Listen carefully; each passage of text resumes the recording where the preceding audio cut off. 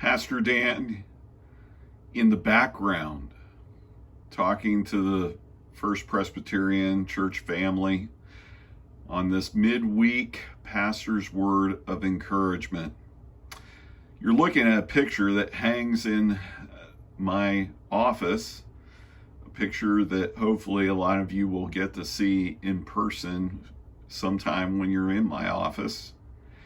And this picture was given to me when I was ordained as a minister of the Word and Sacrament in the Presbyterian Church USA. It was given to me by the pastor I was working for at that time at Westminster Presbyterian Church in Lubbock, Texas. Paul Cunningham is his name, and he's now the senior pastor at La Jolla Presbyterian Church. He gave me this picture because he said during his charge to me that there's going to be many times in your life as pastor where you are going to feel as though all of life is crashing in around you and that the waves are threatening to grab you into the sea. I think a lot of us right now are going through times where we can identify with that. We're feeling a lot of distress over what's going on in the world locally and nationally and globally. Today, as we're looking at this picture, I want to read this scripture passage. It comes from Psalm 120, verse 1. In my distress, I called to the Lord, and he answered me.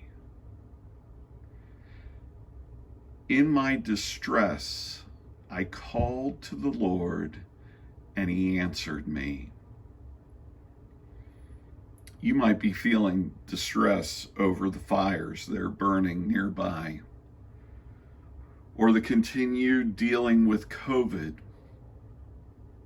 You might be feeling distress over your kids being in a distance learning situation, or the distress of underemployment, or the distress of feeling isolated from family and friends.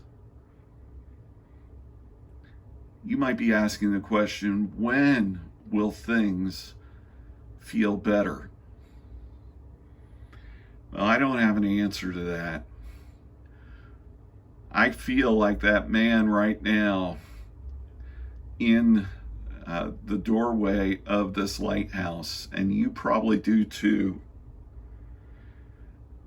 My suggestion is that in our distress, we call to the Lord. He will answer us. This man actually in real life didn't go down in the waves. He was able to get back into the lighthouse before the waves drug him into the sea. I believe the same can happen for us in our lives as we call on the Lord in our distress. God bless you, church family.